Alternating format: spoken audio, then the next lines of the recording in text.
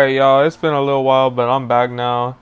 I don't think I'm gonna be doing intros very much anymore. I'm not gonna have an intro for everything like I've been doing. I've been kind of going off on that one, but today I want to talk about something that just happened like a week ago. I got kicked off of a Facebook group that was for Nissan Altima owners. I got kicked because I suggested another owner get rid of his 2013 Altima because it's a terrible vehicle.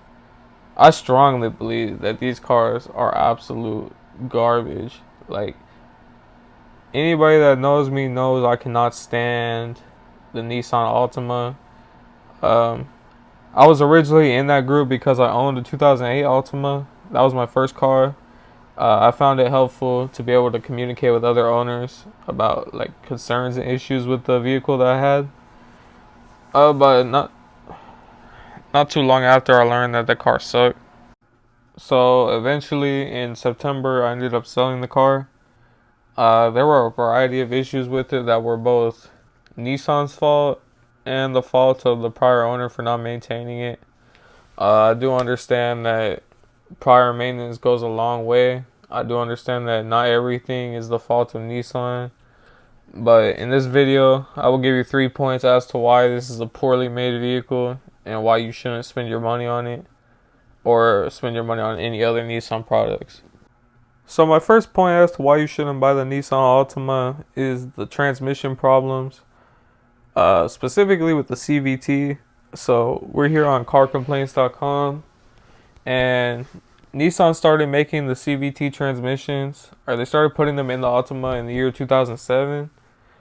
Uh, the fourth gen Nissan Altima ran from 2007 to 2012, and somehow the first generation CVT was better than the second generation CVT that came in 2013. The 2013 Altima is one of the worst vehicles made in modern history, or modern, I'll say after the year 2000. This is one of the worst vehicles. As you'll see here, the number one issue they have is transmission problems. That's with the CVT. Shuddering, vibration, hesitation, and running roughly. Transmission stopped working. Gear shift stuck in park. That's not really a real transmission issue, but if we go into this, you're gonna see typical repair cost is $3,100, and 53,000 miles is when it starts happening.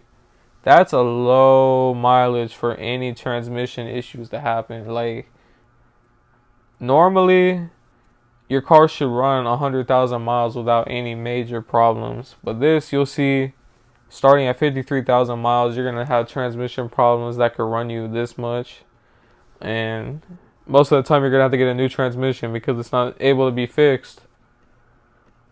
So Nissan extended their warranty on this from 5 years 60,000 to 10 years 120,000.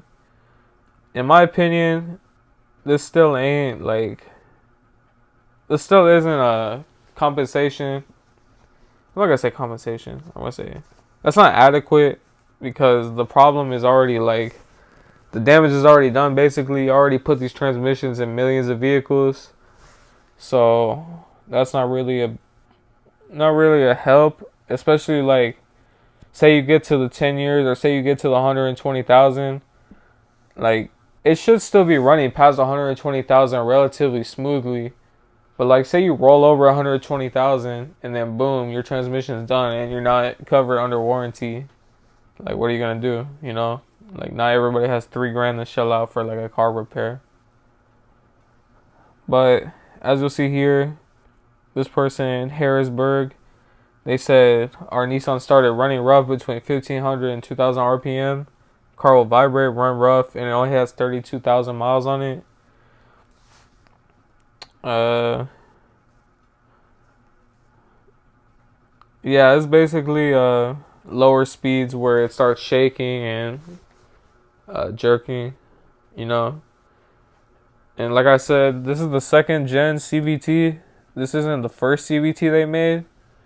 Uh, the first CVT they made, I can tell you from experience, that was not good either. The year 2008 in which I owned it. Transmission problems. I experienced the whining noise while driving, and I also experienced the shudders and vibrations at lower speeds. Especially on a hot day, because you know in Texas it gets super hot here, and like I'd be driving around town for maybe like 30 minutes, and it would just start like shaking and like jerking, not running smooth. And I was at about 114,000 miles. I wasn't even. That's not even considered super high miles. That's just like high in general, you know? Next point I want to make is about quality control issues. Now, I'm talking about quality control like interior stuff. So, like fit and finish stuff on the interior and like the quality of the materials, you know? So, if things start, after a few years, if they start shaking and rattling and they don't fit right, and things start going bad, like window switches and like radios, that's poor quality control. Specifically, the one I want to get into, I'm here on the 2008 Altima page because that's the one I'm familiar with. That's the one I owned. If we click on this, dashboard melts. I'm not making this up. My dashboard melted. It literally just melted. Like, that cost $1,300 to get fixed. I didn't have it long enough to think about fixing it. The dashboard started to melt. I'm not sure when it started, but had a small mark of curve on the dash by the steering column. Now this summer the whole dashboard is melting from the window to the steering column. It's squishy and sticky. Yeah, so this is something that I've never seen on any other car that I've been in. Like, at first I thought there was something like that spilt on it, so I tried to clean it off, and I'm like, wait. And then I looked it up. I went on this website, and like the dashboard literally melts. I don't.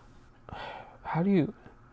How do you make a dashboard that's so poorly, like the quality is so bad that the dashboard just melts? I guess we can look it up here.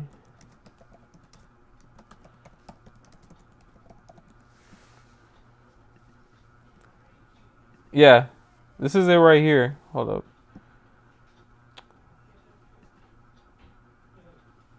Hold up. Acting like I don't know how to use a computer. Yeah, it looked just like that. See, this person's covering it. But dashboard melting. Quality control. Poor quality control. I'm sure I could find something similar if I go to the next gen. Notice how I'm not talking about anything before 2007. Uh, these were all like relatively decent before 2007, and especially back in like the late 90s when Nissan was a reputable brand. But I'm sure I could find something. Yeah, look, 2013. We're going back to that one. Interior accessory problems. I don't see a melting dash on here. Oh, there's one. I think they changed the material. They learned their lesson. Excuse that alarm in the background. Door handle broke. Door latch keeps breaking. Backup camera assist faulty. Console latch issue. Interior door handle broken. Bluetooth not working properly. This car is only 7 years old, and so many issues. Like, especially transmission. We already went over that. That's just ridiculous. That was the second point I wanted to make. Interior accessories. So for my last point, I'm going to be showing y'all that there are better options out there if you're looking for like a used car and something that's not really, really old, but also something that's not super new to the point where you can't afford it. You know what I mean? So if you look here at the 2013 Altima, for a 7-year-old car, this is really cheap, and they're cheap for a reason. The reasons I just went over, obviously, but you see 2013 Altima 2.5 SL. SL is like the highest trim level. It's got like leather interior and stuff. If you look at it, go through here, they got some rims. I'm not trying to advertise. Yeah, look, they got that leather. You know what I mean? TV in the dash. All that stuff, right? $72.99. 102,000 miles on it, right? We go over here. 2011 Toyota Camry.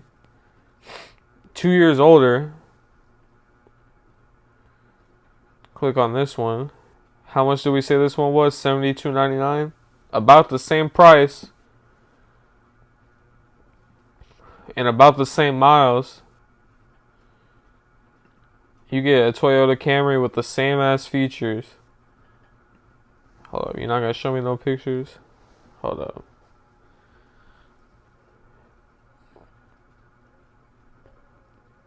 Here's another one. I mean, if this one has a lot of miles on it, this one has almost 200,000, but it's a Camry, so like, it's gonna run forever. 5,800. That's 2,000 less than what we saw with this Altima over here. Same as features, except for probably the TV and the dash, but leather. You know what I mean? It don't have the TV and the dash, but what it does have is a V6 engine and a 6-speed automatic instead of a CVT. So that's a good deal, because if you look at these cars, the Altima sold in 2013 320,000. Camry sold 306,000 in 2011, so it's about the same sales. But if you look at the problems, Camry's problems are basically non-existent. Like, the most complaints they have is interior accessories, and that's only 35 complaints. And you see they sold about the same amount of vehicles. Altima, transmission, big, like, you gotta look for engine and transmission reliability when you're looking for a car. And this has problems. Look at that, 273 for that alone. Meanwhile, over here we got 35 for interior. So I'm just showing y'all that if you don't have a lot of money, you're not stuck with buying one of these raggedy Nissan Altimas when you could buy.